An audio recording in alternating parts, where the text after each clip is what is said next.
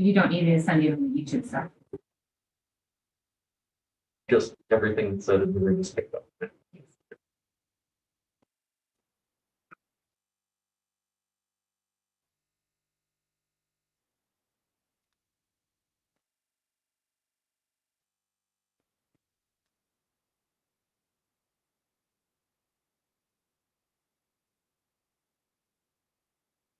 All right, can everyone hear me? All right, we're testing out some technology at the Brown School this evening. So we've got ourselves on video, but we're on the conference screen as well. So let's see how this goes. I will grab my notebook. I will call us to order at 7:02. And I left my agenda sitting on my printer, so it's in great shape this evening. So, first up is commendations. Does anyone have any commendations? I know we received an email last week, I believe it was last week, with a letter commending the Marblehead High School regarding their enrollment of females in the AP Computer Science courses. I'm not sure, Dr. Bucky, did that include the scores that got us to that with that commendation, or on the AP test, or is it just that I think we it's have participation. okay, we have a great deal of participation from our female students, so that was wonderful news. So just to broadcast that. Anybody else? All right. Yes. Next up is Yasin. Yasin, go ahead and unmute yourself and take it away. Thank you, Sarah. Can everyone hear me? Yes. Yes, okay, good. So I actually did want to give a quick shout out to a couple of students who won the Boston Globe Football All Scholastic Honors, Josh Robertson and Connor Cronin, along with Coach Rudloff, won Coach of the Year. So congrats to them and several other students who were also named All-Stars. 28 MHS students also qualified for the DECA state competition in March. DECA is a finance marketing organization. So congrats to them. On January 24th, the theater department at MHS held auditions for the musical Bye Bye Birdie. Everyone's pretty excited about that.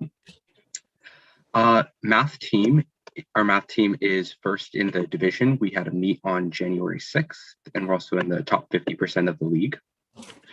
Marblehead's Got Talent is back. Audition videos are due by the 24th of January, and the scholarships total $15,000. That's a great opportunity. Like Sarah mentioned, the College Board awarded MHS the Female Diversity Award for AP Computer Science Principals. Huge shout out to Ms. Witkovich, who runs the course. I took her course last year and I really enjoyed it. It's a great program. MHS 8th grade open house is on January 27th, and many MHS clubs are preparing to show off what they do to the 8th graders. The National Art Honor Society is holding their annual Artsonia fundraiser. You can purchase original student artwork printed on a variety of items, and some of the proceeds will go to help art at the high school. The freshman class is also planning a Valentine's Day fundraiser with Stowaway Sweets. They will also meet with the Beacon and Dandy Donuts for another fundraiser. The middle school started composting during their lunch as well, and their program is doing well.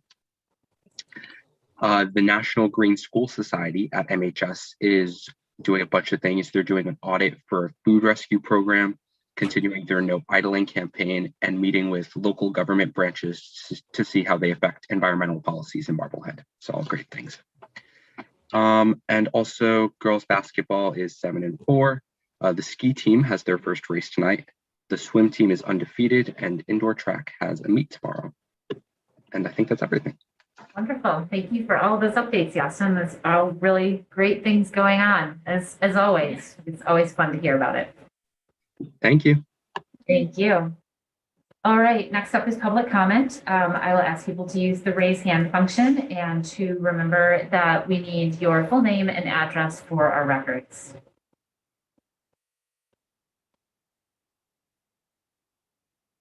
Right, I don't have anybody raising their, oh, somebody just raised their hand. Melissa Kapowicz. Hi, thank you. Melissa Kaplowitz, 10 Camille Terrace. I just wanted to spend just a few minutes talking about the calendar discussion that took place at the last school committee meeting. I wanted to personally first thank Dr. Bucky for actually holding a community forum where members of the community came to speak about the calendar. That was a very informative, respectful, and kind discussion between many members of the community. I also want to acknowledge Emily Barron and thank her for trying to make a point about federal holidays and how federal holidays give protection to certain people while failing to give protection to other people. We have had this calendar discussion in the manner which the school committee continues to discuss it for way too many years now. We need to work together to appreciate differences within this community and appreciate that some people do not have federal protections. The calendar discussion and the insinuations to get rid of the Jewish holidays under the umbrella of DEI is actually an uneducated view of what DEI is. DEI education means that we understand and appreciate and educate one another so that we look at the historical, legal, socioeconomic perspectives that have given some people rights while have not given other people rights. The Jewish community has been attacked this past week. We have faced some horrible, horrible forms of hate over this past week, and this is not the week to suggest that the Jewish holidays should be removed from our calendar. With the incident that occurred earlier this week at the village school, we have reason to believe that our community has a long way to go in fighting anti-Semitism. My children have been in this district since 2005. Unfortunately and sadly, there has not been 1 year that my kids have gone to this school without having to face anti-Semitism in some way, shape, or form, whether it's a swastika in a classroom, whether it's a swastika drawn on a Jewish child's backpack, whether it's pennies that are created into swastikas in chemistry classrooms. This goes on in our district. Furthermore, we have a history of having some teachers and some coaches that continuously disregard superintendent's directives to not do certain things during the Jewish holidays. Until that can occur, until we respect one another, until we work together and build bridges rather than build barriers between each other's, this conversation should come to an end, and we should remain steadfast in protecting one another and being allies to one another. Thank you. Thank you, Melissa. All right, I don't have any other hands raised. So that will move us on to our minutes. I believe the 617 ones maybe just made it in there right before the meeting. So we will take those off of the agenda for this evening. But I know Lisa worked really hard on the 6-3 and the 628, and they have been in the Dropbox. So hopefully everyone was able to look them over. So does anybody have any corrections on the 6-3? It sounds like it, or it looked like the adjournment time was, Lisa wasn't able to get that from the recording, so I was able to find that in my notes. So I cleared that up with Lisa already. So that's in there. Anything else from anybody? Sarah? I had several meetings and things today, so I didn't get to review the ones that were put in. I believe it was yesterday evening, but I'm perfectly happy to abstain. I have absolutely no problem with you guys voting those. I didn't get to read through them, so I don't want to vote on them. Just me. Okay. Is everyone else comfortable with voting them at this point? Okay. All right, so I will ask for a motion to approve the minutes from 6/3 and 6/28, 2021. So moved. David moved, Second. Megan second. All right, and I have the one noted piece that I've already gotten to Lisa. We'll do roll call vote. Sarah Gold, yes. Megan Taylor. David Harris. Yes. Emily Barron. And Sarah Fox. Abstain. All right, so that passes 4-0 to 1. Thanks, everyone. All right, John, I believe that brings us to the superintendent update. So I will turn the floor over to you. Can you make me a co-host so that I can share? Yes. To be a good sharer.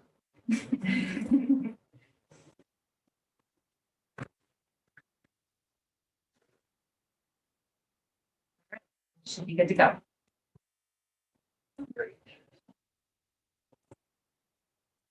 So it looks like I have a long update tonight, but I will be fairly brief. DESE has done some program updates from what they had launched in the fall with symptomatic testing, test and stay, and pool testing. And they're moving to an at-home testing program. We got an email that the commissioner wanted to meet with superintendents at 8:30 Tuesday morning. We got that email at 7:30 Monday night on the federal holiday. I learned more from Channel 5 News than I did in the 45-second call with the commissioner. So the testing program is unfolding. Joseph Griffin, we have opted into the new program. We are maintaining our pool testing and our symptomatic testing, but I can see those phasing out, pool testing phasing out, in particular because our vaccination rates are so high and they don't recommend that vaccinated individuals participate in pool testing.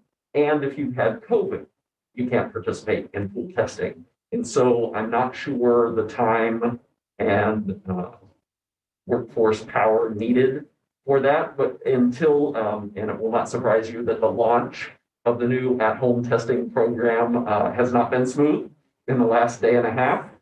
They will continue to provide CIC support for that.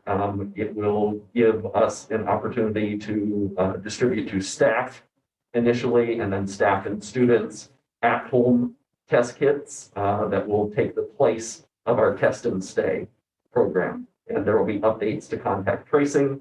Our lead nurse, Deanna McMahon, wanted me to point out that isolation and quarantine updates have been added to our website. So I guess the quick part of this is anticipate some revised information. And of course, if you were enrolled in the current program, that doesn't just roll over. So parents are going to have to re-enroll, and they had a simple system that I think collapsed today. And so kudos to Joseph Griffin for keeping up with all of this. We did have a webinar yesterday after Tuesday's launch. If you link on what I have in the Dropbox, that will give you all the particulars of the new program. But we have opted into that. We are maintaining pool testing and symptomatic testing right now, but I anticipate that pool testing will be coming to a close once the new program is up and running smoothly.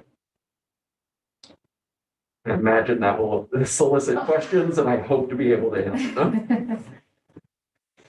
Anybody with questions? I mean, to be honest, I don't really know where to start, but just in terms of the at-home tests. Yep. What's the process for requesting them, distributing them? How does that all work, and who's responsible for it? We will pick a day of the week for distribution, and it will probably be similar to when pool testing, a similar schedule to that. They are saying that districts can opt in next week for staff to get the initial disbursement, which we have done. I don't know if that shipment will actually arrive. When it arrives, it will come here to Brown because this is where Joseph Griffin's office is. But the logistics of distribution and schools and getting those into families' hands is part of that giant to be determined. So. That's why we're maintaining pool testing and symptomatic testing until all of these logistical questions can be answered. Okay, so are parents expected to be testing their students on a regular basis? It's weekly, yes. But only if you opt in. Only if you opt Sorry in. to interrupt, but only if you opt into this program. So basically, I've been in these meetings, that sort of more boots on the ground than the school committee level at Tower. So basically how I'm understanding it is that, and I was also reading some articles on it earlier today, is that they're shifting the onus of testing from the schools more towards home as we sort of are meandering our way through sort of the next phases of this. And so if you maintain the pool testing, their recommendation is kind of to go a few days out from that so that you're basically sort of testing at 2 points in your week. And then obviously if you're not maintaining the pool testing, then you've got that 1 point and that's where you're at. It's sort of the next step as we move through this. And again, sort of putting that back into the hands of families, because as I've gotten a firsthand look over the past few weeks as everything has exploded, we've heard how much work it is for the nurses, but all of those tests, when a pool comes up positive, all of those tests then have to be, the Binax tests have to be input into I forget the name of the state system that they've got access to, so that they're being recorded and everything. And so this is basically, again, taking that piece away from the nurses so that they can focus on really removing the symptomatic testing, like removing the students who are actively sick at school. And what everyone knows at this point is that if you're vaccinated and asymptomatic, particularly while our masks are still in play, that your risk of spread is so low that it's sort of this piece of again, long term on this, how do we move forward as we've talked about before, as the pandemic becomes endemic. That's how it's made sense to me. Well, let me go through, materials in is the webinar available? It is. I can forward that on to the committee. Great. Yeah, Emily? I opened up the document that you linked in your update, and this timeline is within the next week. Yes. Okay, but Again. they're not prepared for that. Shocking. Right. Similar to the test that went out to staff. Yes. Yes. I'm just thinking if we're trying to get people to re-enroll, it's gonna take a little while to get. That's why I maintained our pool Yeah, testing. no, which is great, which I think is a good idea, but we should probably maybe work ahead of what's happening, just so that one. Joseph spent most of the day today trying to log on to the system and get things in play. Sarah, I think I saw your hand up. And I'm sure that this is in the works, and I would hope it would come from the state, but it very well may not. Can we just have a really, really boiled down, easily accessible FAQ? How do I get a test? When do I test? How do I report a test? Do I need to report a test? Just very broad, quick, not paragraphs, because I think people are so exhausted that people don't want to digest pages anymore, and they just want really quick, high level answers. Absolutely, Sarah. The state is here to help, as they told us, and they have put together some form letters that actually specify that information. You will pick up your child's test here at this time. And so, but the system wasn't keeping up with all of the input. And so that's what Joseph was working on today, is trying to iron out all of these logistics. Well, the And, state is nothing if not helpful in this whole. and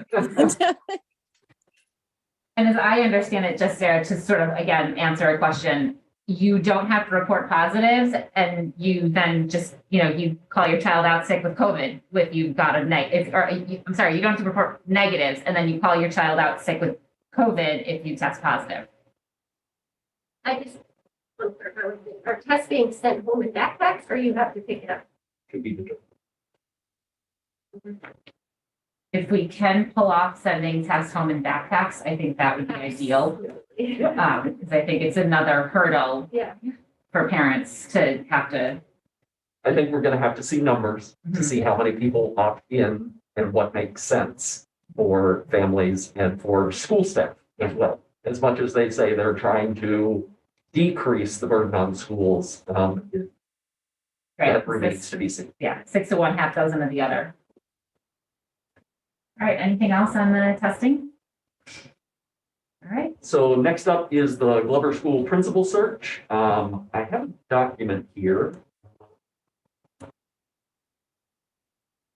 We will advertise the position tomorrow. That posting will go up. People that are interested in serving on the search committee, the search committee, as you can see, will be the superintendent, the assistant superintendent for teaching and learning, a building principal, the school committee rep, a CPAC rep, a METCO rep, 2 parents and 2 teachers. So if people are interested as a parent or a teacher or another rep, they should get an email to me indicating their interest, and this will be in the weekly superintendent update tomorrow, but just expressing why they're interested and what they might bring to the search for the next Glover School principal. And that gives you kind of a sense of the timeline, lasting most of February, March, with an announcement of the new principal scheduled for the first week in April. You know what I'm gonna ask, right? I just never know, Megan. Is there any way that we can bring this timeline up a bit? Certainly, when we have the search committee in that first meeting, if people want to make that a more aggressive timeline, I'm amenable to that. But this kind of follows the progression of how other searches have gone. And I don't, now is the prime time for candidates who are looking. And so getting the posting up this month was important. I agree. And that's one of the reasons why, if you can look at the calendar, if there is a way to bring it up, I'd like us to do that. Then school committee representative, I don't know if you guys want to do that this evening, but we will want a school committee rep if you want to do that at the first meeting or talk about that, but that is not selected by me. That is something for you all to decide. You can do whatever you want. sure, fine with me. Can I recommend Emily? Does everyone want to do? Not to put you on the spot, you don't have to answer on the spot, but that's my recommendation. Thoughts Okay. behind that, or just? Because Emily's amazing. No, Emily, is our METCO rep, and she's heavily involved in the diversity, equity, and inclusion. I think that's going to be playing an important role Okay. For our future leaders in the district, and so I think she's well placed for that position. I mean, it's fine with me. I don't, I'm always happy to serve. I don't need to serve. So, yeah, that's fine with me. Sarah? I have no opposition to Emily whatsoever. Prior to Megan making that motion, I was going to just know we might want to at some point look at operating procedures or policy. I don't know if it's a policy, but where whoever the school committee liaison to that school is, because they kind of already have an embedded relationship. And I believe it's David at Glover. You already have a relationship with that SAC, kind of have gotten to know the school culture a little bit more, that, that was my suggestion. That may be a path we want to take for that, whatever school's SAC rep, to kind of follow that through because of that relationship. But I'm in no way opposed to Emily. It was just a very linear path to me. Yeah, that makes a lot of sense. And, I have I think the thinking behind Emily is great. David, I don't know, that I know sometimes with work and everything, it gets. Yeah, well, I mean, and I defer, I served on the Brown School. That's right. So, this past year. So when, Dr. Satterfield was retained, so I've done my time on that search committee. So I appreciate that, Sarah, too. But I mean, I think it's a good linear progression, as you suggest, for us to look at. And then also based on, balancing representation of school committee members as well going forward. And, like if God forbid it's the high school, like I'm the high school SAC rep, but I also have a child there, Yeah. so I would not want to No. do that. So, yeah, but I think that's definitely something to pay attention to, Sarah. It's a really good point. So Okay. do we need a motion? Do we need a motion? I don't think we need to I don't vote think we on need it. a motion. No. I think we're all happily in agreement. Okay.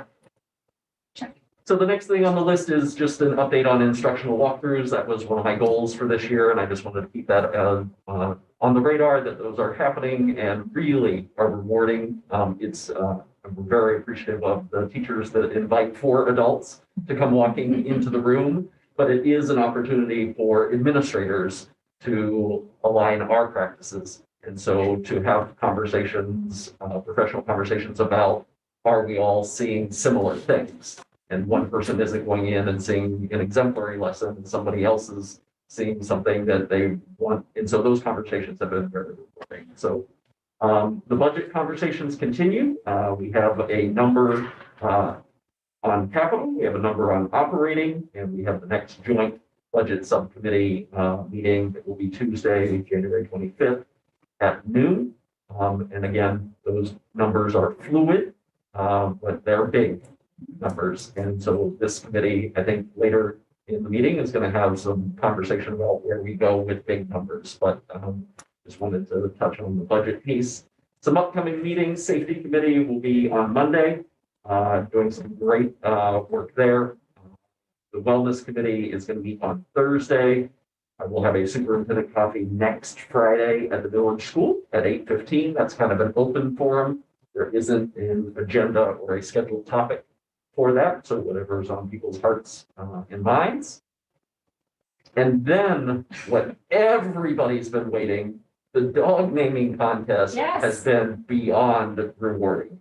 We got over 150 different distinct suggestions. A lot of repeats because it's a chocolate lab, lots of Willy Wonka and chocolate chip. And so the winning name is Rocky. Rocky. Rocky for the Bedrock and also the mascot at Glover. So there are 2 students in Mrs. Dobin's classroom, Asher and Bobby, who have won their class a pizza party. And one of the 4 Allen boys, whether it's Bryson, Cullen, Hudson, or Rowan, also suggested Rocky. And I was just going to pull a name out of a hat, but we're going to do a pizza party for everybody. Good. So, Rocky is the winning dog. That's awesome. Very nice. Yes. And that was beyond rewarding. The nice emails that I got from families and pictures of their dog and how they named, and families talking about, we sat around the dinner table and the children were all excited. So that was really a rewarding thing for me to have done. Very good. Other, Well, I hope Rocky will be your Zoom screensaver. I know. I know. Going forward and, in recognition of mogul. So, well, he has to stop chewing things before he can become a screensaver. right. Other things on the superintendent's update Mike, is. did you, hold it, I think Mike just kind of had her. I'm just not sure where it falls, but I do want to talk about a budget specific thought. Okay. Yeah. I don't know if it belongs here or somewhere else. So you tell me. Probably I think because, when Michelle is going to do. It's not specific to warrant articles. right, and that's all we have. We have the schedules and the warrant articles, and this is the only place that the budget occurs. So Okay. I would say here. So there's obviously been a lot of work done on the budget today. John's of course, up until this point, John's administrative team and us in the town and everyone. And as we continue to go through those conversations, one thing that I do want to put to the committee is get your thoughts on adding a role for, right now we have a Metco director, but adding in a Metco liaison role and kind of elevating that Metco director to really be focusing on our DEI efforts in district. I think we've seen loud and clear from our school community and the community at large that DEI is a priority. It's one of our main priorities for the Planning for Success in our 5-year plan. And I just think it warrants having someone really focused on that work. And we know from the job description and the work that's being done now that Metco director role is really focused on the day-to-day and making sure that they're the point person for our families that come from Boston and our families that are involved here in Marblehead and what happens day-to-day in the schools. But so I just want to think about kind of adding some more assistance there. Caroline? Yes, so I love that idea, but I think it's more adding a new position, not so much taking, because the Metco director is a very specific job. And I think what you're describing is more of like, I think they call them like a DEI director. There's a specific name that a lot of these schools are including. So I think you just have to separate the two. I mean, I think I'm effectively saying the same thing, but yes, you. but I think it just not to get it confused that like all DEI is Metco because it's two very different things. So I just wanted to. Yes, you're right. You're 100% right. It was just that Metco director role is a director role at this point. Right. So yeah, we probably need to rename that role. And I would look to John and Michelle to figure out how to fund that, because right now that role comes out of the grant and we'll probably be able to do that going forward if it's not focused on Metco. But adding in, also adding in that Metco liaison to make sure that we don't, that we still have that very important role. Right, or in other words, if what you're saying is to do a director of DEI as sort of another administrative title, and then leaving the Metco piece as is. That's what I would say. Yeah. Sarah, I think I saw your hand up. So yeah, I think because of the funding mechanism and the rules that govern it, because of the way it's been set up, Emily's correct. You cannot have the Metco director overseeing other elements of the district. It needs to be primarily and pretty much exclusively focused on the Metco students because of the way that grant is funded. We're obligated by law, so we can't do that. But I think the idea is to bring on another administrator to focus on DEI. And so I guess we would want some feedback from John and the rest of the administration, whether they see that as an assistant position, as a director position, a full-time, if it would fall under teaching and learn, like what that looks like and how it looks. I think it's a great direction, but it's not as simple as just, changing names of Metco director to Metco assistant. Like it's very specific because of our funding structure that can't be moved around. Just to be clear, I'm not suggesting we fund this role out of our Metco grant. I'm suggesting that we add someone to play that role. And I'd just like to say, I'm so happy that you brought this up because based on what has happened in Marblehead in the last week, and then we had another incident only a couple weeks ago, or like a few months ago, we have so much work we need to do here that it's impossible for just even our DEI team to do everything. We need as much support as we can get to get us to where we need to be with our students. And we owe it to them to give them that education because I don't know what we are. And I think it is important, as you sort of mentioned, that we've got these, like this was a major piece of the Planning for Success. And as Emily, you bring up a really great point that it seems a bit unfair if we have this as a major component to not have someone sort of, dedicated to kind of overseeing that piece. Whereas right now we've got some really amazing staff members who are heading it up, and Emily, I know you're doing great work with it as well, but to really have someone who is overseeing all of it and it's coordinated and efficiently moving forward. Yes, Karen? Can we have John, I don't know if it would be John or Nan or who exactly it would be, but kind of just do a little more research and digging on some exemplary districts that have this in place, what the structure is, and just get us some information on doing it well and not just, so we're getting what we want out of it. And it's not just like, okay, we've created this, but we don't know where it's going.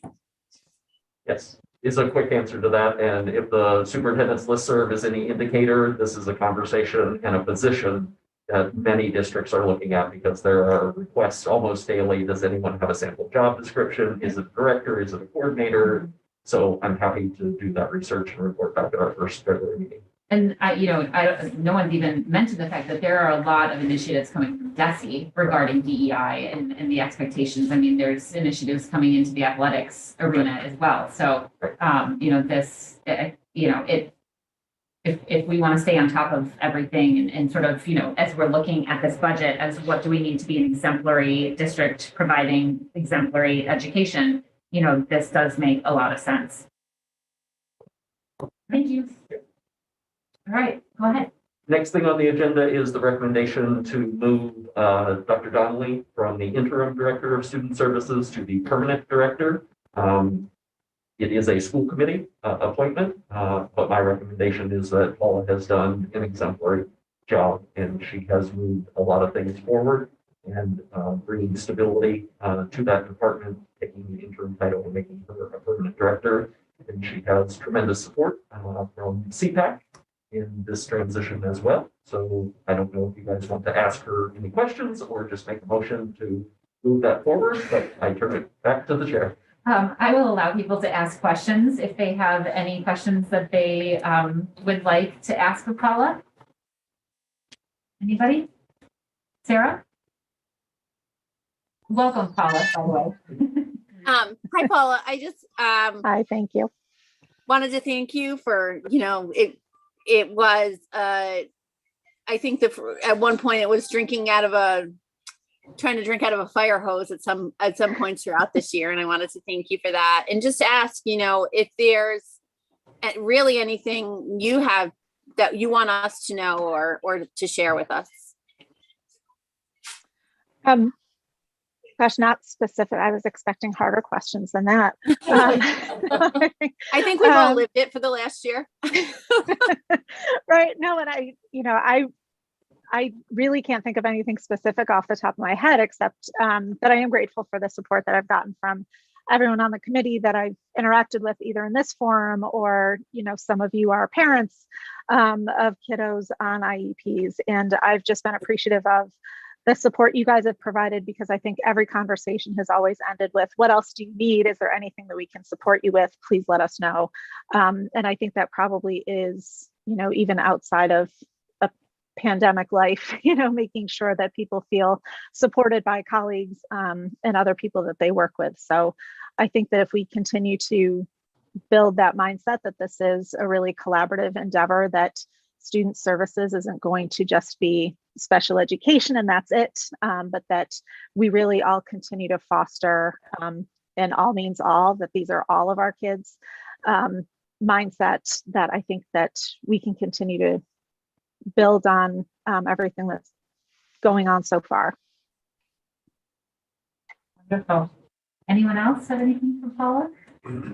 I don't have any questions. I mean, obviously I'm the CPAC liaison for the school committee, and I, sit in on the CPAC meetings. Paula's been doing regular monthly listening sessions, which I talked about in our last, our December meeting. So I have seen Paula in action, both, from an administrative role, but also how she interacts with parents, which for me is a really important part of that job. And I'm just continually impressed. So I wholeheartedly support this. I'm ready to just make the motion and make it official. Well, I'll jump in really quickly and give a few more kudos before we make the motion.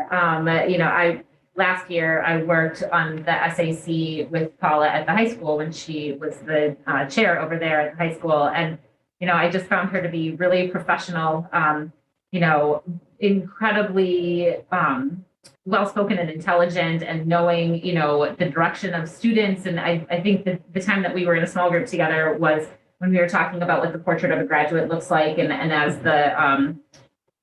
the state sort of stuff with the high school comes down, what we're looking at on that SAC.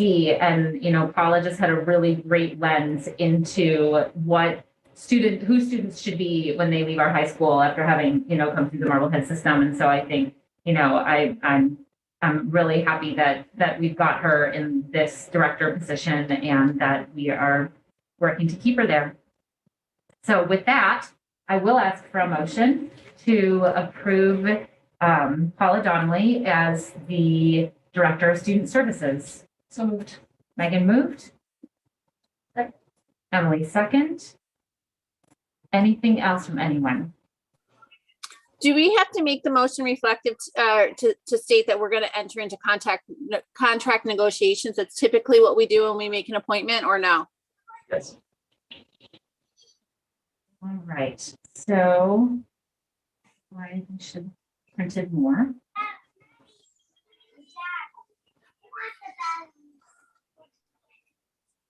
So can I amend the motion to be that we are accepting motion to accept Paula Donnelly as the Director of Student Services and entering into contract negotiations, pending contract negotiations. And appoint Dr. Bucky to make contract. Sorry, I'm just, I'm like a stickler for like the pieces. Can I make a motion to appoint Paula Donnelly to the position of Student Services Director, dependent on successful contract negotiations between Dr. Donnelly and Dr. Bucky? So moved. Can I get a second? Oh, second. All right. So we have that motion. Anything else? No, call a roll call vote. Sarah Gold, yes.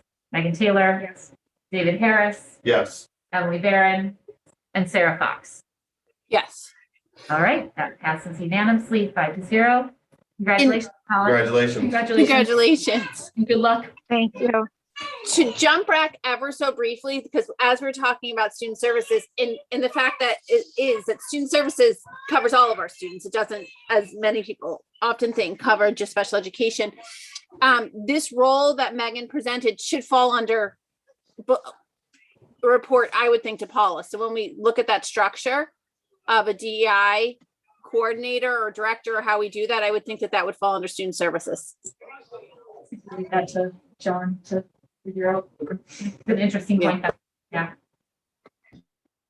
All right. All right. Moving Thank us you. on to our calendar discussion. I did put in the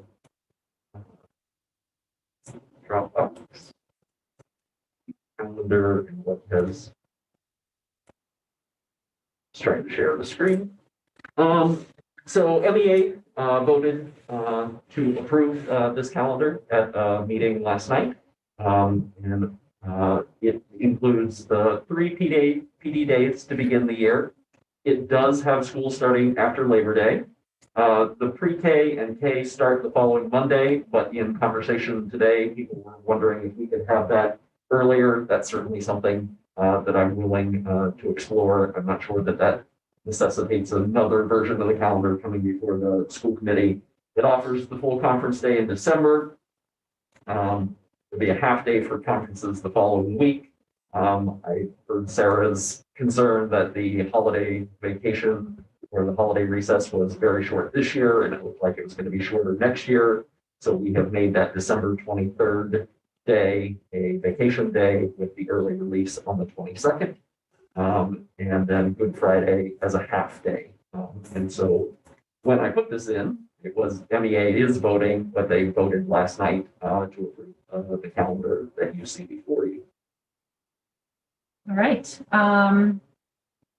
I will just so that when we actually vote, we know what we're voting on. I will ask if there's any questions or concerns with the proposed calendar for our vote tonight. Sarah.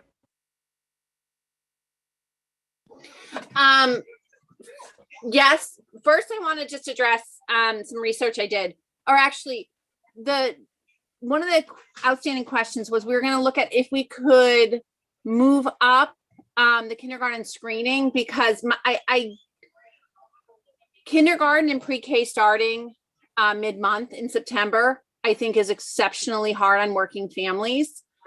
I think it's hard on balancing also the way we don't find out till September kind of what's coming in sometimes by numbers. I think it's really hard on our budget. It's hard on planning. It doesn't always lead to the most balanced classes.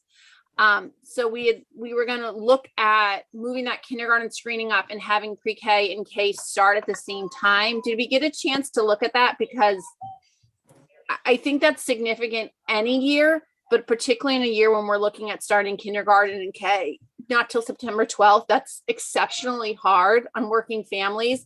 And one of the strong criticisms I think that's been coming out lately is that our demographic has shifted much more so to working parents in a household in Marblehead than, when say my kids started. And I just want to be respectful of that. And so if we could just get some feedback from Dr. Bucky on what the result of that discussion was internally. Yeah, absolutely. That's something that Nan and Paula and I have been talking about and see it as very doable to move that kindergarten screening up. And in my meeting today with Emily, we talked about maybe making that Thursday, the 8th, as the pre-K and K. It is challenging to have pre-K, K 1, 2, and 3 all start because pre-K and K have not had school experience definitely for pre-K and some with K. And so giving 1, 2, and 3 a couple days to be in the building and to get underway rather than to have all 5 grade levels starting at the same time. But Thursday, the 8th seems like a very manageable date for us. And then what about the piece with kindergarten registration? Yep. Earlier? In the spring or June. Okay. 2 different conversations about that. We can headway. Yep. Okay, perfect. Thank you for answering that concern. And then the other piece is I do want to speak to any idea that anything that was said was based on lack of education. I spent a tremendous amount of time between the last 2 meetings kind of researching, and one of the most, I think, important places to get information on a topic like this is the Anti-Defamation League. They've put out a very comprehensive, very clear, I think it's a 56-page question and answer, if you will, on how to handle situations and planning in schools and in all different topics. It's actually a very thorough document that's really, really easily accessible and easily digestible. And that is where all of my comments came from, was the direction of the Anti-Defamation League.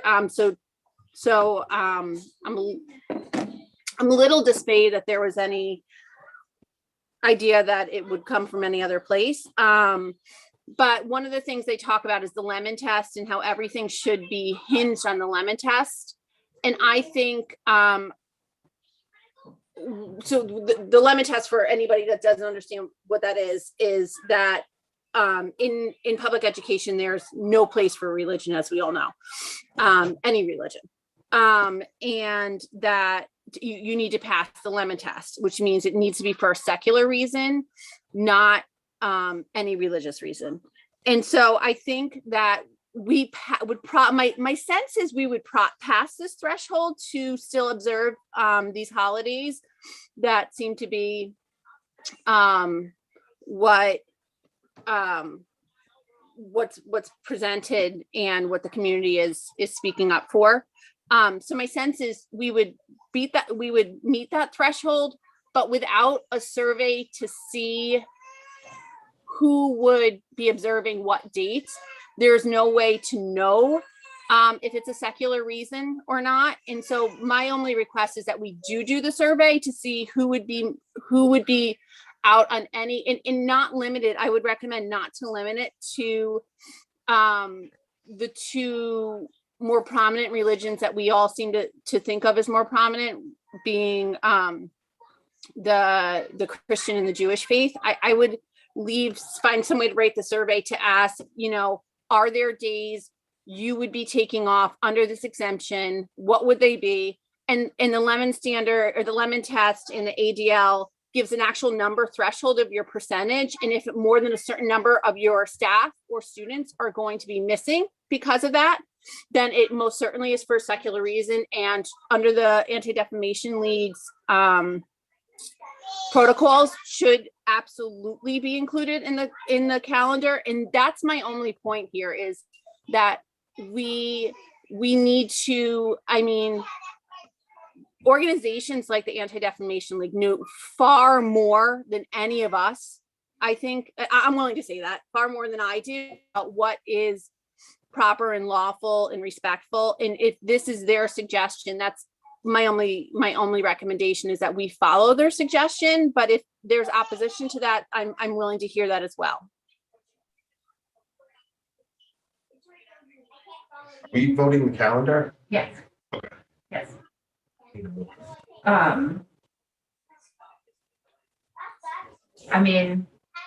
don't know. I think it runs into problems when, as Emily stated last time, like when it's federally baked in.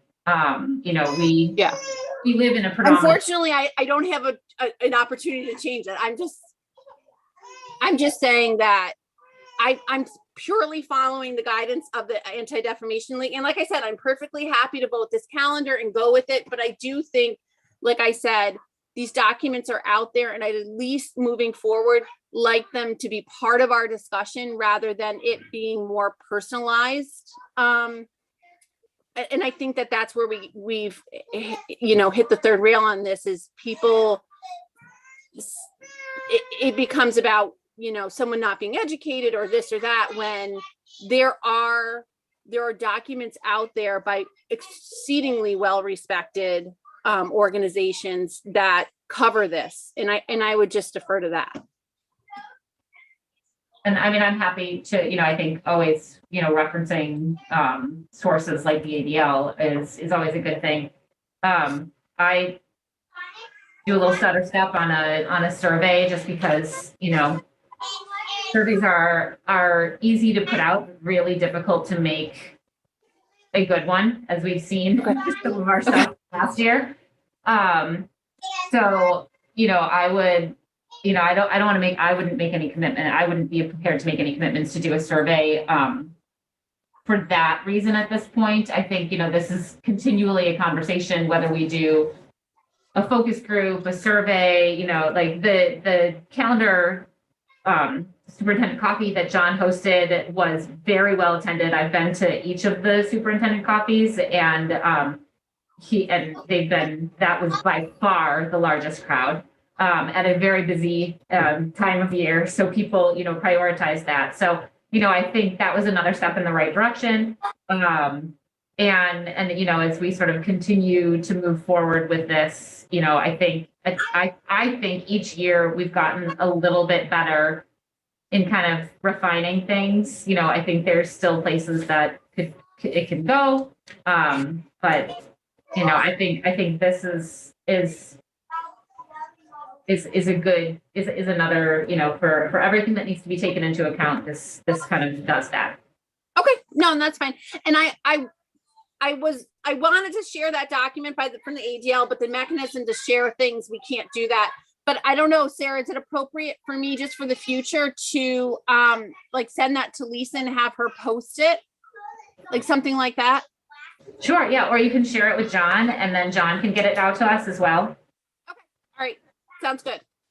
All right, so I will Can I ask, just oh, make one yes, last absolutely, sorry, Emily.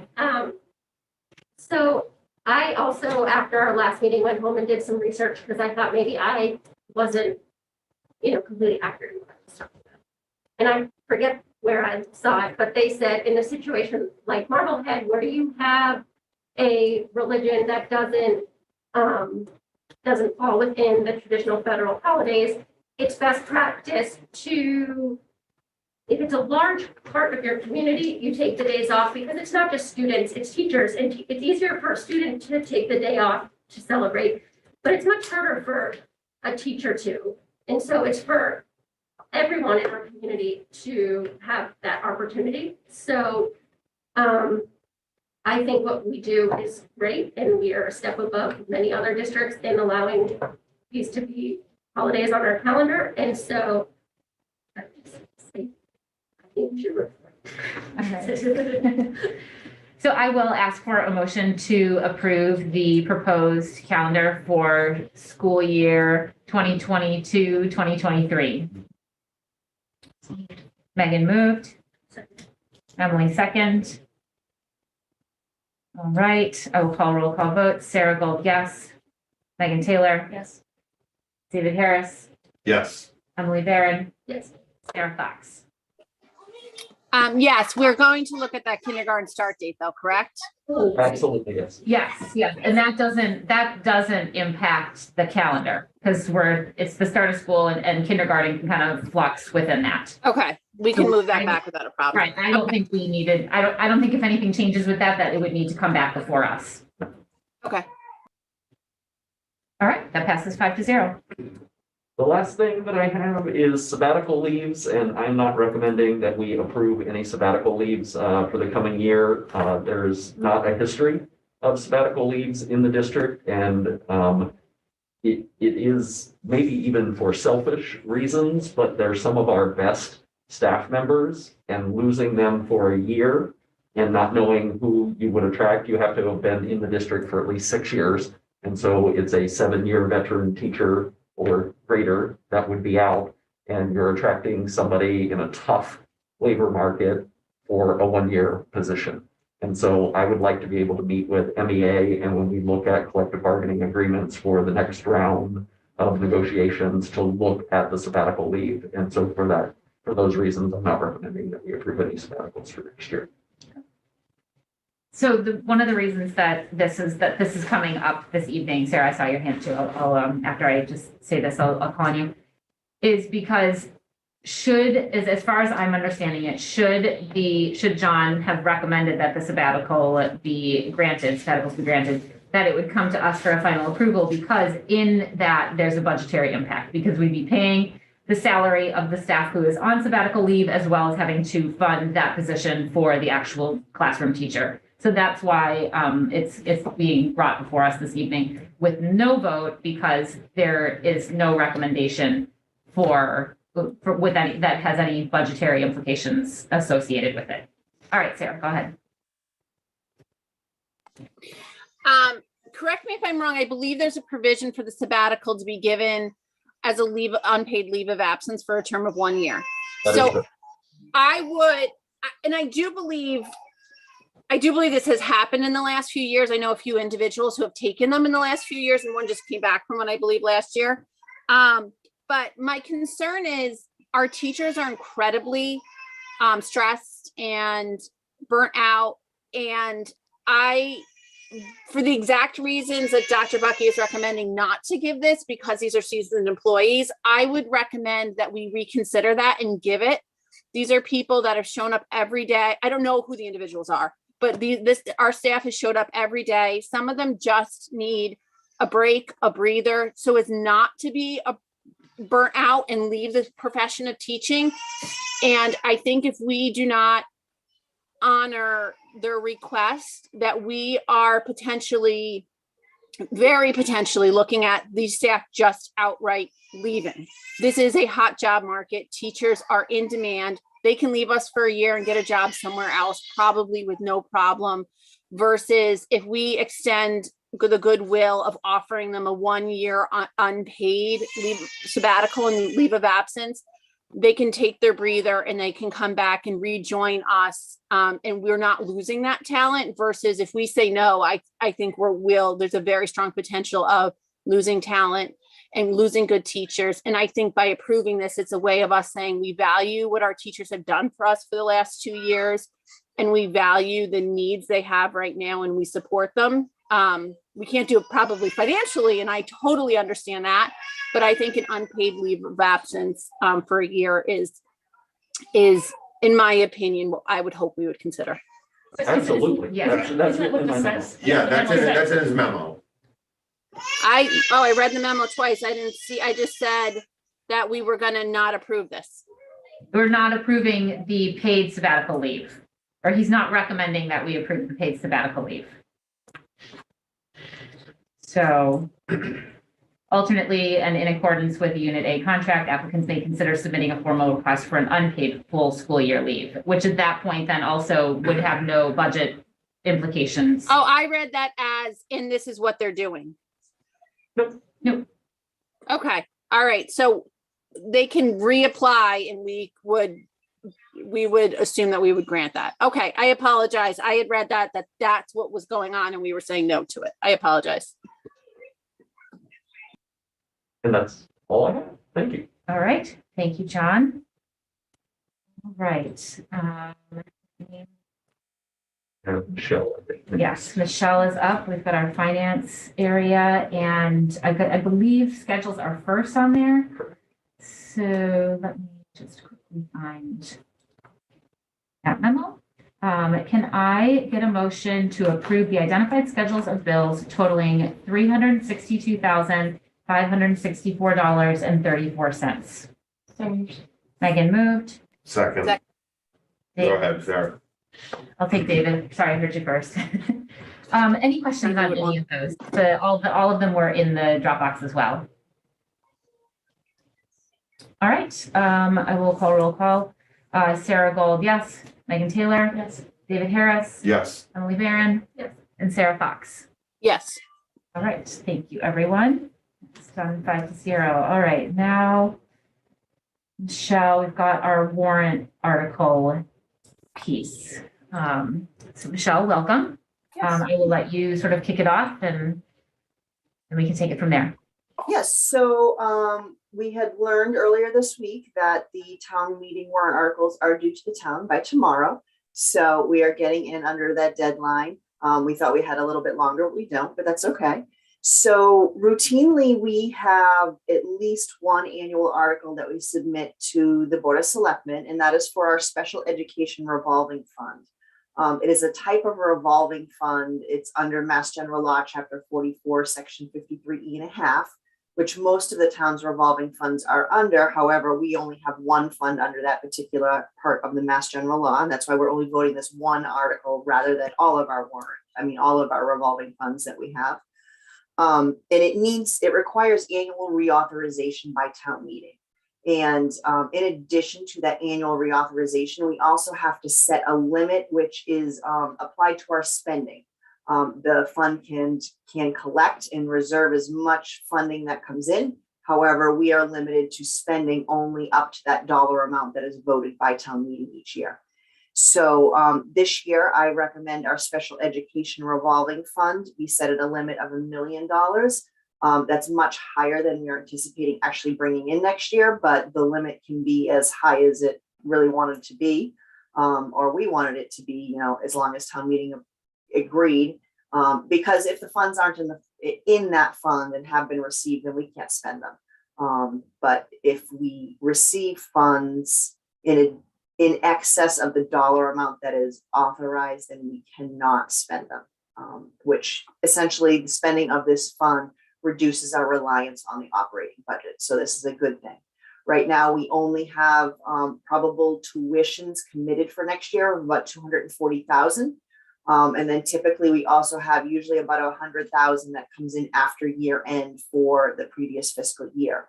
So at this time, I'm only anticipating about $350,000, but we really need to also revisit this program and potentially bring in additional students, which will raise that revenue amount and reduce some reliance on our operating budget.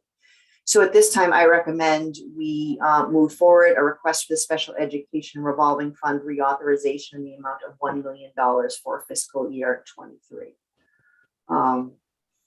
In addition to that, I really don't know if that requires a school committee vote. I don't believe so, because it's just an annual reauthorization that it typically just goes on the town meeting warrant. But if school committee decided to vote that, I don't think there's a problem with that.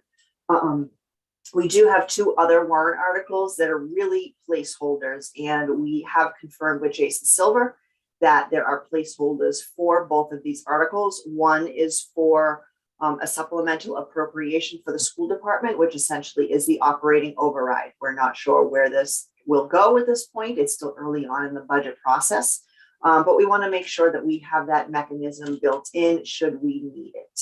So we have proposed some warrant language, the warrant article language to town council, and she is reviewing it and will get back to us with the final wording, but we want to make sure we have that placeholder on there for the operating override. And then lastly, we also would like to place an article for school capital needs, which essentially the town would decide the funding mechanism, but it has been decided because it's such a large, it hasn't been decided, it has been discussed that it's such a large number that it is potentially a debt exclusion. So this was for the school capital needs, which would encompass all of the facility building repairs, playground repairs, as well as some technology software and upgrades, which would include all the security cameras and whatnot. So there are 3 warrant articles that we really want to make sure that we have placeholders or authorization submitted to the town for the upcoming annual town meeting.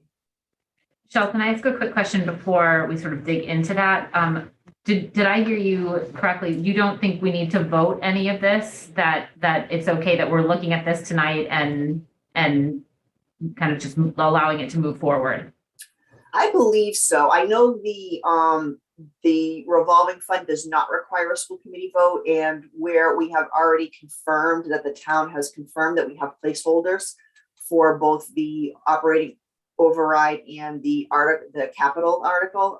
I don't believe it requires a school committee vote. I don't think it could hurt, but I do not think it's required.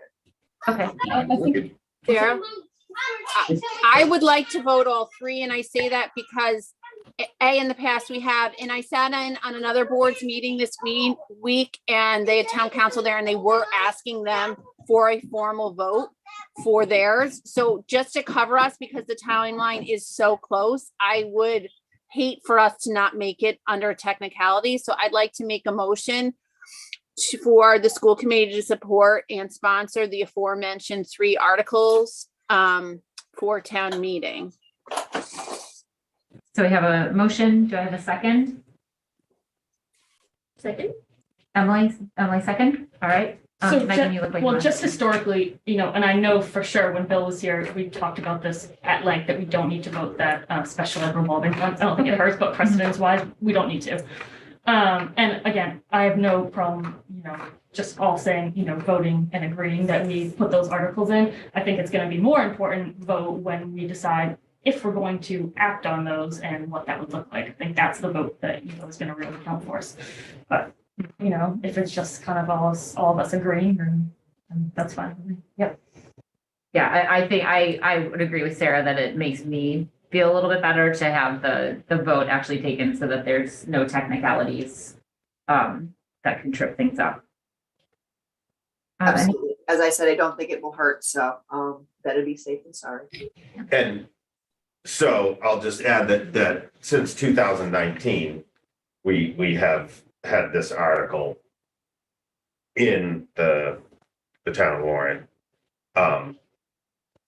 Past practice prior to 2019, if you go back as far as my research, I went back as far as 2009, we had one supplemental expense of department's article.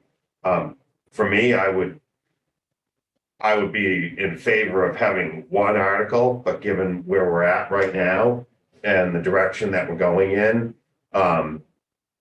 with a lot of uncertainty, I think it's best that we just, for purposes of having it on the warrant, is to go forward with the recommendation that Michelle's making here.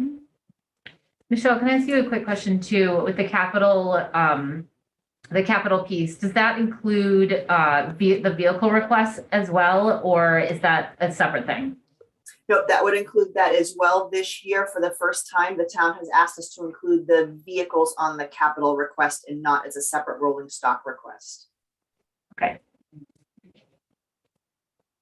Any other questions for Michelle? Can we take a vote? All right, Sarah Gold, yes. Megan Taylor, Yes. David Harris, Yes. Emily Barron, Yes. Sarah Fox. Yes. All right, those pass 5-0. Through the chair. Yes, go ahead, David. So I had one other thing that I just wanted to bring forward to the committee. And in 2019, when we decided that the Gary School was no longer needed as a school property, we sought the guidance of town council on what the procedure would be to remove the property under the guidance and custody and control of the schools. And for some of us, we recall that process involved the school committee taking a vote and saying, okay, we're done with Gary. And then Article 53, I'll be brief, but Article 53 that appeared on the warrant in 2019 was Gary School reuse to see if the town will vote to change the use of the Gary School building and grounds from school purposes to general municipal purposes and transfer the care and custody and control of same to the Board of Selectmen for further reuse as recommended by the Gary School Reuse Committee, and if appropriate, as determined by the board, to further authorize the board to sell the Gary School building and land in a manner that they determine to be the most beneficial to the town and take any action relative thereto. Sponsored by, so that needs to be sponsored by the Board of Selectmen. So I reached out to Jackie knowing that these warrant articles, there's going to be a period of time. There's next week for citizen articles as well. And then the selectmen do need to take a formal vote to close the warrant. So they've asked us to submit them by Friday. And certainly the selectmen will have articles that need to be sponsored and various town committees will. And then there's citizen articles. But I just wanted to bring this up because while we have not put together any subcommittees to look at this, or we haven't had any formal discussions as a committee. We have had a presentation from Abbott Library about the use of the Coffin School. We've talked about potentially that there could have been some changes at Widger Road and we might needed administrative space.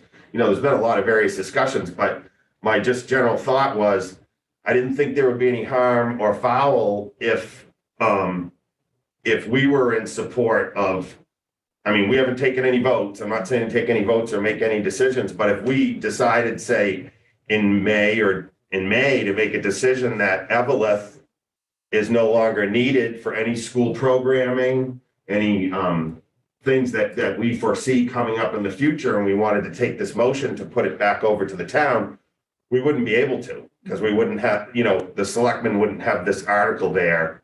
And but on the flip side, if we don't take a vote in the next 5 months to, take any moves with those two properties, the article would just die on the vine with indefinite postponement.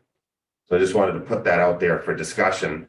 And I think, and once again, I haven't talked with you, Dr. Bucky, and or Michelle, or the committee hasn't even talked about it, but it would seem to me, while we could put properties there for consideration, the first thing is the committee needs to vote that we no longer want it to be a school property. And it would seem to me that Evelyn might be one of those properties. And if it, whatever the future reuse could be, low income housing, green space, recreation space, whatever might be deemed appropriate, rather than us have to hold on to control and custody, keep the building heated, the vandalism that occurred over the last summer and various things like that, safety and security, maybe that would be in the best interest. So I just want to throw that out there for discussion. So just so clear, just putting a placeholder on there in the event that we move forward on something. It would be that Jackie wanted us to recommended that we have this discussion, and if the committee was in agreement, then she would then take it forward to the selectmen so that they could, in fact, sponsor the article Sponsor it, okay. in the event that we vote that any of our properties are no longer deemed. And in your conversation with Jackie, did she need specific properties to go onto the warrant, or can that be? I think that's what I'd like to talk about for a few minutes tonight. And yeah, you'd have to be, just like the article said, Gary School, we could be very specific about other properties that don't have schools on them, that we know are in control and custody of the schools once again. But, it's just it's a placeholder and it's a jumping off point. Whether or not we'll get to it before town meeting, I don't know if we'll have the capacity or not. Sarah? I'm perfectly happy to do that for the Green Street property. We know it's not buildable, and there is absolutely no way that we could build anything for the use of the schools on that. We vetted that through our process. With the exception of that, I personally am not prepared. I don't feel that we will be in any position to kind of have, we need to know where we're headed with our 18 to 22-year-old program, with our central administration, with all these things. And I just don't think with due diligence that I'm not prepared to do that other than Brown Street. I think we owe the community that lives in those areas to have multiple public forums, to hear from them directly to us who are the care and custodian, are in charge of the care and custody of those buildings at this point. And we haven't done that yet. Sarah, I'm with you on the Green Street property. I actually had a little bit of a conversation about that property in particular with John last week. And we're sure, because that's what I couldn't remember, and obviously it was before Dr. Bucky's time, when we went out to do the look at for this building, that Green Street is not usable for school purposes other than something like a playground or an outdoor classroom or something like that. Yeah, due to wetlands and various access through what I'm going to butcher the geotechnical on that, but short answer is no, it's not usable. And how did we handle the property with Marblehead Light? I'm trying to remember where there was the potential proposal for the other property adjacent to. Right. So we did that in a really backwards way. We didn't take the vote before town meeting. They put the article onto town meeting, got approval at town meeting, dependent upon school committee approval, Okay, right. which then we gave. We did that. Okay. Right. Yep. So we've taken care of that property. Mhm. Okay. So this whole conversation, this is why we have an MOU with the town, and we've assigned 2 people from this committee to work with the town to figure this stuff out. So I would really like to see that process work itself through, to be honest. And quite honestly, this is the type of conversation that should be had there with the town and and our reps. That's why we put the MOU together with them. So, one of the other reason why we did that is because there are a number of properties. And I just think we should be looking at this holistically and not one off, because that does, I just think we need to kind of have a plan and then start implementing it. Yeah. And this to me seems like we're not quite ready to do that. Yep. So I think that's my only concern with it. Yeah, and that's just a second. That I do have that concern as well.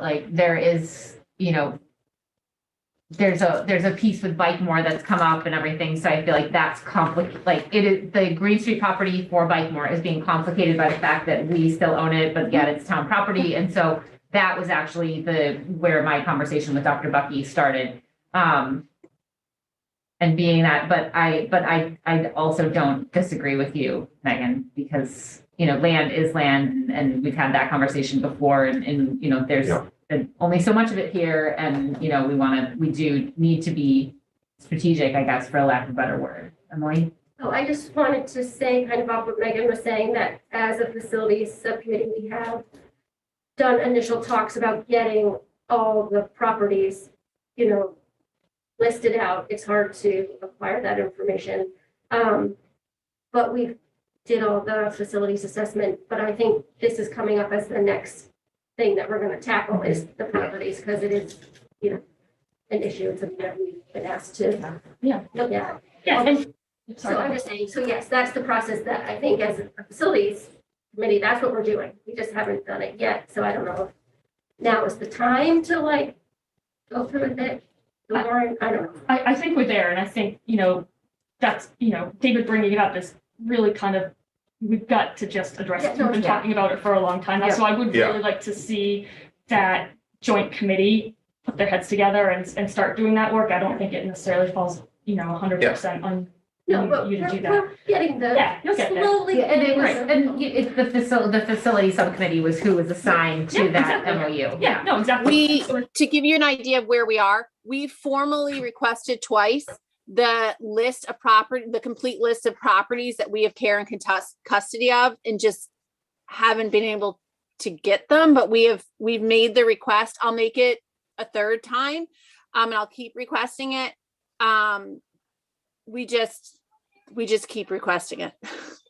Okay. Yeah, so I Yeah. think this is, you know, it's a worthwhile conversation, Yes. but I think we have some work to do before we get there. Yeah, and I think Good it's, way to get us started Yeah. to There you go. really push it. Thank you. Yeah, no, yeah, and I do think it's unfortunate that we are not ready to do this, because I think, you know, Right. for what David's saying, like, there's financial savings within there, there's just, Totally. you know, the care and custody of the vandalism that's occurred and, you know, this, everything that happened at the Green Street Woods last year. So I think, you know, I absolutely appreciate that we're having this conversation. And I'm really glad to hear from Emily and Sarah that, like, that this actually has, that initial work has been started and that we're sort of moving in that correct direction. So. great. Sarah, Thank you. do you happen to know, I know it's Emily and I believe it's Jackie on the other side, but I don't know that it was ever explained to me who the other person is, just so when Emily and I request to have that sit down, I'm requesting it through the proper person. Yeah, I'm not sure. I don't know if I ever knew who they actually picked. Yeah. You know, I do think it's Jackie, but I'm unsure of who that second person is. I'll reach out and find out. Okay. All right, I think that, Michelle, does that take us through the warrants? We've got everything we need? Yes, I'm all set. Great. Thank you. Wonderful. Thank you so Thank you, much. Michelle. Thanks, Thank Michelle. you. Thank All you. right. So just to make sure, yeah, that brings us to our school committee communication and discussion items. Any subcommittee and liaison updates? Emily and I are in the process of putting together a policy subcommittee, which we haven't met with in quite some time, next Thursday. So we'll be working on that agenda and posting.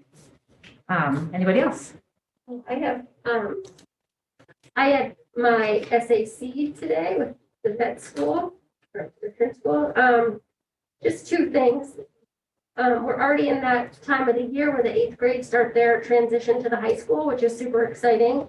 Matt Fox gave us the overview on that whole process. It starts next week and it goes all the way to June with different events for our 8th graders and getting them ready for high school. So that's a fun thing that's happening. And another thing that he said when he went over what's happening in the school is that the math team at Vets is 3-0, and they scored the highest score ever in the school's history on this Wow, math Wow. tournament. very cool. I don't know what it's called. That's awesome. And the basketball team, the girls are 3-0, and the boys are 1-1. Yeah, it's just a little update. Yeah. Wonderful. And Megan? No, I mean, I think I mentioned when we were talking with Dr. Donnelly, but she's been doing monthly listening sessions. And I think, you know, they're well received and good conversation. So I'll plug for those the third Wednesdays around lunchtime. That's it. Sarah, did you have your hand up? Yes. can I put a request in for the policy committee to look over something? Sure. I know that in some of the principal emails that have been coming out, there's been a lot of reference to building level dress codes. And I know that there was a policy at the district level. Can you guys just look at aligning that so that our building level principals and building level parents, if you have kids in multiple buildings, there's like one central point that it's all, we talk a lot about aligning our curriculum, but if we can align our policies and procedures, that would be a good place to do that too.